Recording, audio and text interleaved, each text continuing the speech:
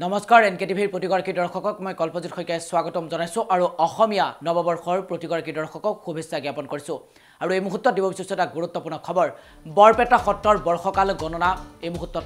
সম্পন্ন হৈছে মুখ্যমন্ত্ৰী ডক্টৰ হিমন্ত বিশ্ব শৰ্মাৰ বাবে সফলতাৰ বৰ্ষ বুলি তেওঁলোকে উল্লেখ কৰিছে দ্বিতীয়বাৰলৈ মুখ্যমন্ত্ৰী হ'ব ডক্টৰ হিমন্ত বিশ্ব শৰ্মা বৰপেটা সত্ৰৰ বৰ্ষফল গণনা মুখ্যমন্ত্ৰী ডক্টৰ হিমন্ত বিশ্ব শৰ্মাৰ বাবে সফলতাৰ বৰ্ষ দ্বিতীয়বাৰলৈ মুখ্যমন্ত্ৰী হ'ব ডক্টৰ হিমন্ত বিশ্ব শৰ্মা 2026 চনৰ নৱেম্বৰলৈকে অতি শুভ দশা মুখ্যমন্ত্ৰী হিমন্ত বিশ্ব শৰ্মা শুক্ৰ দশা চলি থকাৰ বাবে এই বৰ্ষটো তেওঁৰ বাবে সৰ্বশ্ৰেষ্ঠ এই মুহূৰ্তত সেই গুৰুত্বপূৰ্ণ খবৰ এনকেটিভিৰ ডিজিটেলৰ দৰ্শকসকলক জনাব বিচাৰিছো খুদটোৱে কোনো ধৰণৰ ক্ষতি কৰিব নোৱাৰে মুখ্যমন্ত্ৰীক অৱশ্যে 14 আহাৰৰ পৰা ৰাহু আৰু কেতু সঞ্চাৰ হ'ব সেয়ে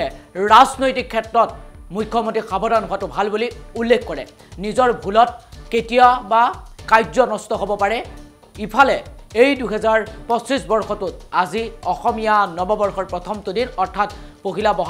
পহিলা বহাগ দিনটোতে তেওঁলোকে সেই কথা উল্লেখ কৰে সমান্তৰালকৈ এই 2025 বৰ্ষটোত ভূমিকম্প আৰু শিলাবৃষ্টি আৰু ঘূৰ্ণী বতাহৰ প্ৰকোপো বৃদ্ধি পাব এই মুহূৰ্তত গুৰুত্বপূৰ্ণ খবৰ এনকেটিভিৰ ডিজিটেলৰ দৰ্শকসকলক জনাব বিচাৰিছো ইপিনে কংগ্ৰেছ দলৰ বাবে বহু বছৰলৈ শুভকাৰক দেখা দিয়া নাই বুলিও উল্লেখ কৰে ছাত্ৰ সন্থাৰ বাবেও এই বছৰটো শুভকাৰক নহয় বুলিও উল্লেখ কৰে আন সংগঠন সমূহেও কাম কৰাৰ আগত তেওঁলোকে অকণমান চিন্তা কৰিব লাগিব বুলিও উল্লেখ কৰিছে আৰু এই মুহূৰ্তত সেই গুৰুত্বপূৰ্ণ খবৰ এনকেটিভি ডিজিটেলৰ দৰ্শকসকলক জনাব বিচাৰিছো সেই গুৰুত্বপূৰ্ণ খবৰটো হৈছে যে মুখ্যমন্ত্ৰী ডক্টৰ হিমন্ত বিশ্ব শৰ্মা দ্বিতীয়বাৰলৈ পুনৰ মুখ্যমন্ত্ৰী হ'ব মুখ্যমন্ত্ৰী ডক্টৰ হিমন্ত বিশ্ব শৰ্মা মুখ্যমন্ত্ৰী হ'ব দ্বিতীয়বাৰলৈ সেই খবৰ এনকেটিভিৰ ডিজিটেলৰ দৰ্শকসকলক জনাব বিচাৰিছো 2025 বৰ্ষটোত কেইবাটাও গুৰুত্বপূৰ্ণ কথা আজিৰ দিনটোত বৰপেটাত উল্লেখ কৰিছে আন সংগঠনসমূহে বছৰটো শুভকাৰক নহয় সংগঠনসমূহে ভাবি চিন্তি কাম কৰাটো মংগল ভাৰত পাকিস্তানৰ মাজত যুদ্ধৰ প্ৰভাৱ পৰিব পাৰে 27 মে 2025 চনলৈ প্ৰধানমন্ত্ৰী নৰেন্দ্ৰ মোদী শুভকাৰক নহয় বুলি আজিৰ দিনটোত উল্লেখ কৰে এই মুহূৰ্তত কি গুৰুত্বপূৰ্ণ খবৰ এনকেটিভিৰ ডিজিটেলৰ দৰ্শকসকলক জনাব বিচাৰিছো আজি পহিলা বহাগৰ দিনটোতেই প্ৰতি বছৰে আমি দেখিবলৈ পাওঁ বৰপেটা সত্ৰৰ বৰ্ষফল গণনা কৰা হয় আৰু আজিৰ দিনটোত পহিলা বহাগৰ প্ৰথমটো দিনতেই বৰপেটা সত্ৰৰ বৰ্ষফল গণনা কৰা হৈছে আৰু এই বৰ্ষফলত কেইবাটাও গুৰুত্বপূৰ্ণ কথা তেওঁলোকে উল্লেখ কৰিছে প্ৰথমটো গুৰুত্বপূৰ্ণ খবৰ হৈছে মুখ্যমন্ত্ৰী ডক্টৰ হিমন্ত বিশ্ব শৰ্মাৰ বাবে সফলতা বৰ্ষ দ্বিতীয়বাৰৰ বাবে মুখ্যমন্ত্ৰী হ'ব ডক্টৰ হিমন্ত বিশ্ব শৰ্মা 2026 চনৰ নৱেম্বৰলৈকে অতি শুভ দশা মুখ্যমন্ত্ৰী ডক্টৰ হিমন্ত বিশ্ব শৰ্মা দল সংগঠনক লৈও কেইবাটাও গুৰুত্বপূৰ্ণ মন্তব্য কৰিছে তেওঁলোকৰ মন্তব্য শুনাবলৈ চেষ্টা কৰিম নিজৰ ভুলত কেতিয়াবা কাৰ্য নষ্ট হ'ব পাৰে মুখ্যমন্ত্ৰী ডক্টৰ হিমন্ত বিশ্ব শৰ্মা সেয়ে ৰাজনৈতিক ক্ষেত্ৰত মুখ্যমন্ত্ৰী সাৱধান হোৱাটো ভাল বুলি উল্লেখ কৰে নিজৰ ভুলত কেতিয়াবা কাৰ্য নষ্ট হ'ব পাৰে বুলি উল্লেখ কৰিছে সমান্তৰালকৈ 2025 বৰ্ষটোত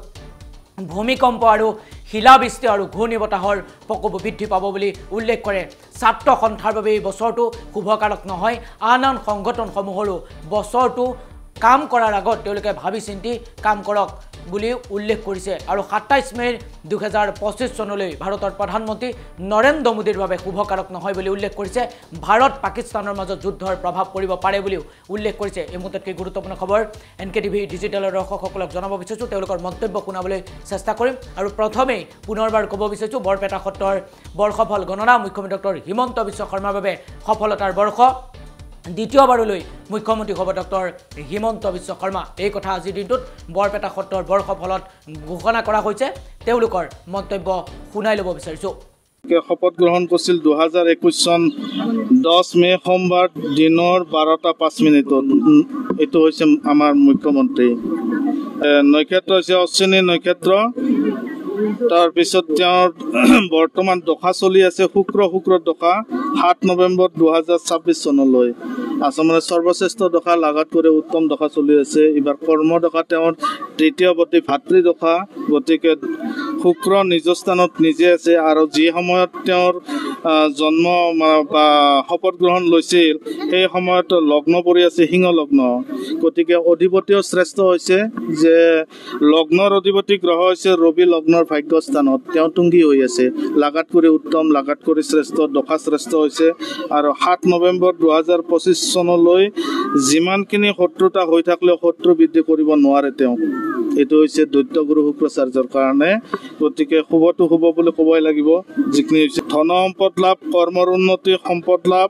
সন্মান লাভ আৰু প্ৰীতি লাভ হৈ আছে ইয়াতে 14 আহাৰৰ পৰা ৰাজনৈতিক ক্ষেত্ৰত সাৱধান থকাটো মংগলজনক বুলি কোৱা হৈছে 14 আহাৰৰ পৰা তাৰমানে ৰাহু আৰু কেতু সঞ্চাৰ হ'ব